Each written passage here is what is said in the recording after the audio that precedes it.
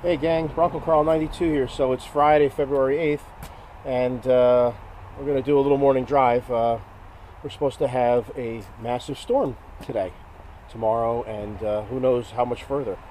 So let me get you stuck on the windshield and we'll get going.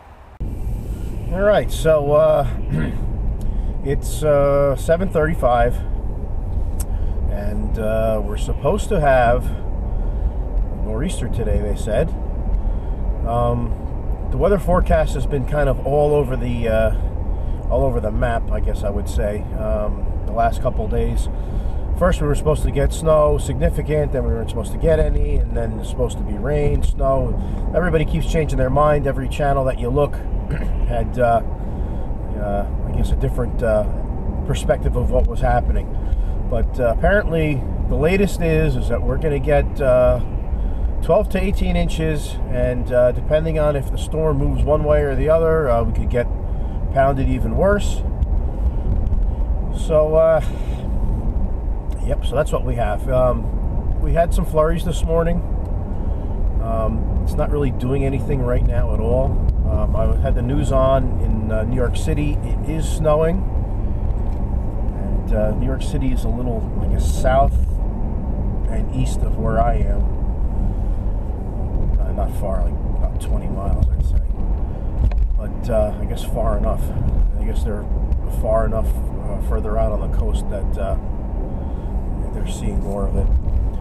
They say that, I guess, it's supposed to get heaviest, I guess, maybe around 8 o'clock tonight. That's what I remember last night when I was watching the Weather Channel on the internet.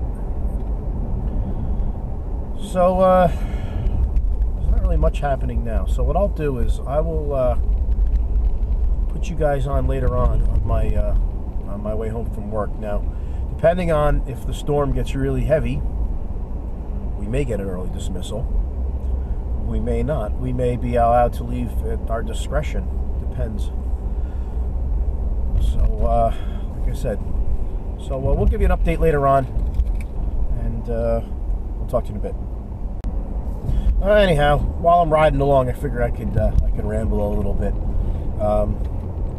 Watched the video last night. Silver Horse 347. He made himself a nice little camera mount that he just plops on his dashboard with just a thick piece of steel and a bolt TIG welded to it. It's a nice job he did there, Daryl. That actually may not be a bad idea for me to make something like that. I've got this camera actually suction cupped to the dashboard. Or excuse me, to the windshield, and well, it works pretty good, of course, but if I want to spin the camera around or do anything like that, it's not really easy because all the joints on the mount are kind of rigid. So yeah, that looks like a kind of a cool thing. I got a couple projects coming up in the garage. My friend Jerry came and picked up his 4L80E that I rebuilt. And he dropped me off the transfer case from, I guess, from the same truck that transmission came out of. And he wants me to go through it, reseal it, and reburying it. Apparently, I was a little off on the mileage on that transmission and transfer case. I said it had 186. It actually has 220 on it. So I guess it's not a bad idea to go through the transfer case. So it's a new process 243 electric shift. They're pretty easy to do. Not really much involved, but besides, taking it out, pulling out bearings, and pressing in new ones, etc. I don't really think anything is needed in the line of specialty tools. So I got that, and then my friend Danny from up the street brought me a Turbo 400 last night. He's got a lot of interesting vehicles over by him. He has a full-size Blazer that he's got a 6BT Cummins in with a 727 that I rebuilt for him a couple of years ago. Originally in that Blazer he had a 4BT in it from a bread truck with this Turbo 400 attached to it, and he managed to burn up the Turbo 400, and I guess when that happened, that's when he yanked the whole thing and put this the big 6-cylinder Cummins in that truck. I could say that Blazer is probably the scariest vehicle I've ever driven. It's got 37-inch tires on it. It's short, obviously, as like a Blazer is, and so it kind of bounces down the road like a hobby horse with that big heavy engine in it. I told him he needs to put a road plate or something in the back of it to kind of balance out the weight. But man, when you get on the throttle on that thing, it just like freaking takes off, and it'll spin it'll spin those 37s basically, you know, through second gear, which is kind of interesting. So anyway, so he brought the trans over, and he actually got some parts for it from a place called Dynamic Racing Transmissions up in Connecticut. I don't know if anybody's heard of them. I haven't, but I haven't really looked around either. But he's dropping off a box of parts, so maybe with the storm I can have something to do. Tear into that. Bob's old E4OD from the 250 diesel is hanging off the workbench right now.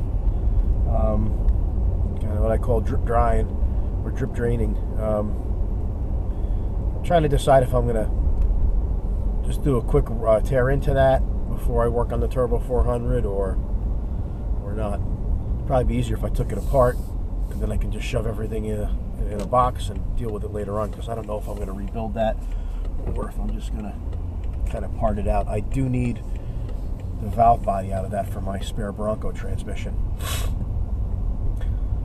So yeah, anyway, that's what I got going on.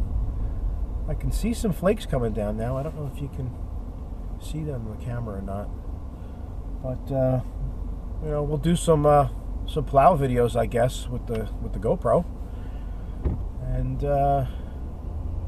we'll see what this storm gives us. So anyhow, I'll just quit rambling now, and I'll talk to you guys later.